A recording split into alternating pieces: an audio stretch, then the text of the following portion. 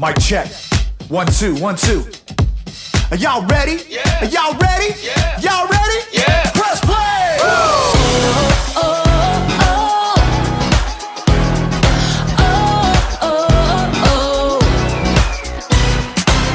Jesus, we know we belong here because of your love for us that goes on and on forever.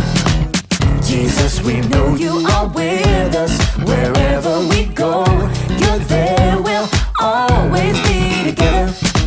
So sing along with me for all the joy he brings. It's going down. Get in the mix. We're not stopping. Get in the The mix. party's hopping. Get in the mix. Everybody say, it's time to press play. Get in the The mix. beat is dropping. Get in the mix. Feet are stomping. Get in the mix. Everybody say, it's time to press play. Oh, oh, oh. Press play. Oh, oh, oh. Press play. Jesus, we know we belong here because of your love for us that goes on and on forever. Jesus, we know you are with us wherever we go.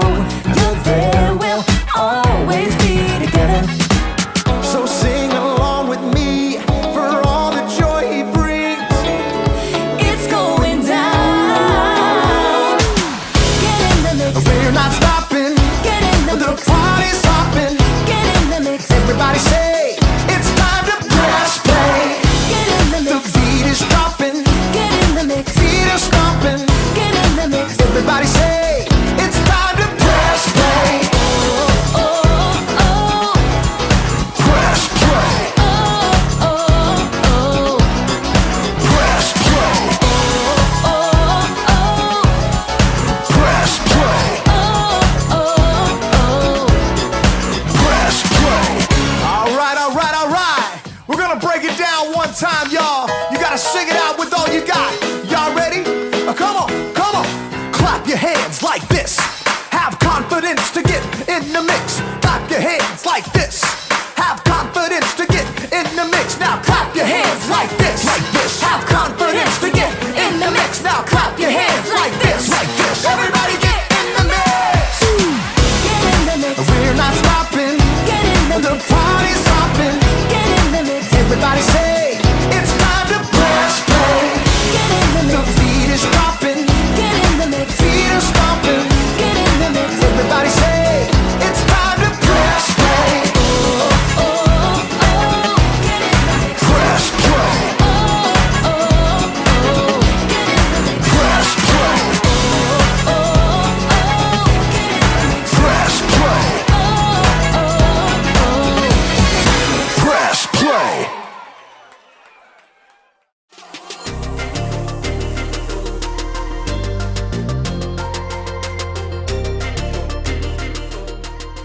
Hey everyone, I'm Graham, and I'm here to give you a little bit of confidence. Confidence is learning to see yourself the way God sees you. When you're confident, you don't just sit around waiting for something to happen. No, when there's a game to be played, you get off the bench and play. When there's a challenge to be met, you face it head on. When there's music to be played, you get in the mix, grab an instrument, and make some noise.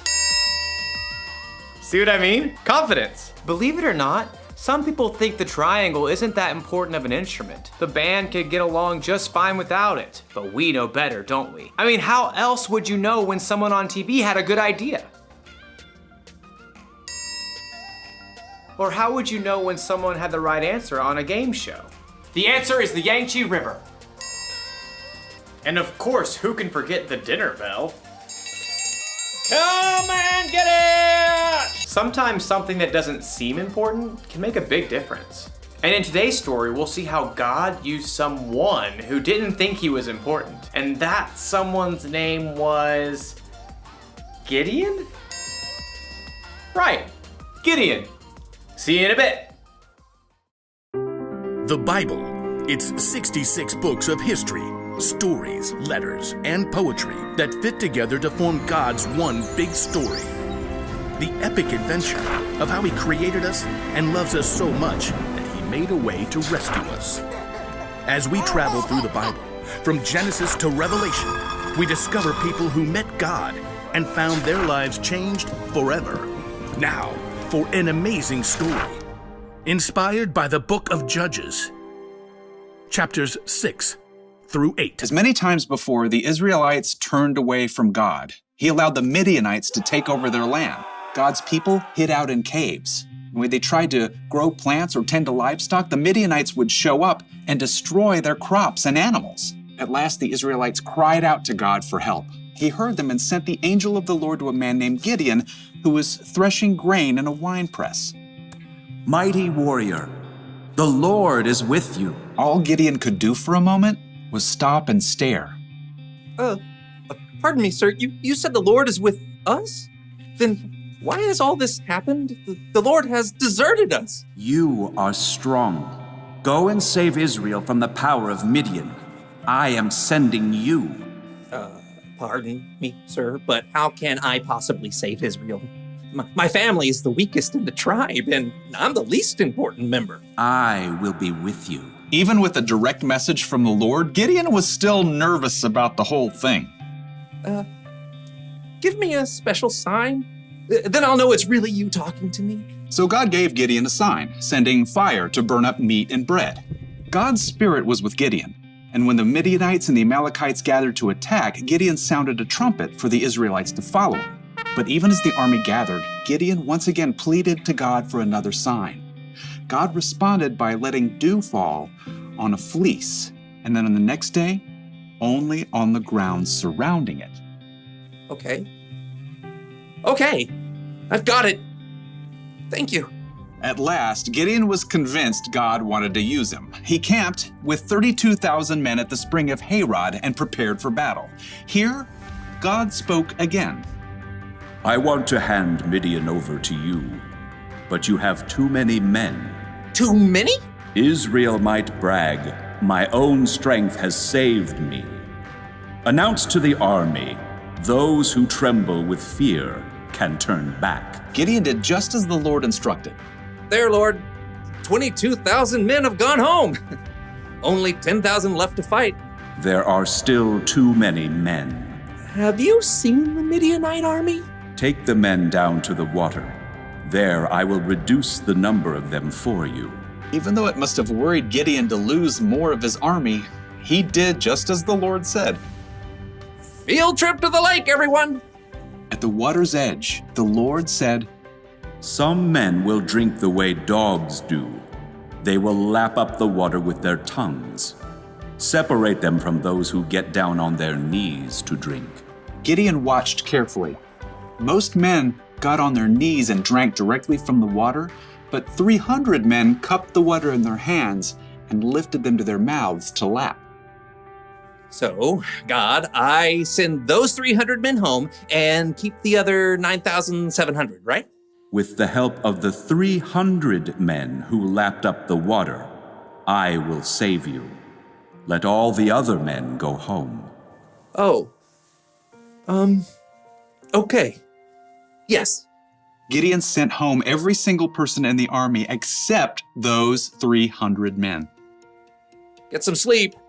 Tomorrow we will figure out what's next. That night, the Lord spoke to Gideon once more. Get up.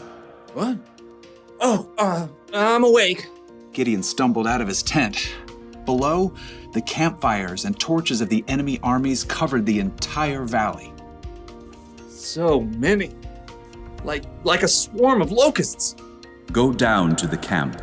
Listen to what they are saying. After that, you will not be afraid to attack. Wondering if he might be dreaming, Gideon snuck down the mountain to hover in the shadows at the edge of the camp. He could hear voices from a nearby tent. I had a dream. A round loaf of barley bread came rolling into the camp. It hit the tent with great force and knocked it flat. Wow, but that can only be the sword of Gideon from Israel. God has given him the whole camp. Gideon listened in shock. Wow, God. Thank you. At once, Gideon scrambled back up the hill to the Israelite camp. Get up! Get up! The Lord has handed the Midianites over to you. Quickly, Gideon separated the 300 men into 3 groups and handed each one a trumpet and a clay jar with a torch inside. Watch me. Do what I do. I'll go to the edge of the enemy camp. Then we'll blow our trumpets from all around the camp and shout, "For the Lord and for Gideon!" Gideon and his men headed quietly down the slope, fanning out in groups to surround the vast enemy camp. Okay, get ready. As soon as Gideon sounded his trumpet, he smashed his jar so the torch shone brightly. The other 300 men did the same. For the Lord! A sword for the Lord! Gideon! The Israelites held their ground, but their enemies panicked, confused by the trumpets and bright lights that pierced the dark night. They're coming from everywhere! The enemy armies were so confused, they began to fight each other, and then they fled in fear. After the men! Gideon and the Israelites chased their enemies all the way to the Jordan River and beyond until all the enemy armies were destroyed. The Israelites begged Gideon to rule over them. I will not rule over you. The Lord will rule over you. Yep, Gideon was an underdog, filled with doubt, but he still chose to follow God, and God used him to save the Israelites.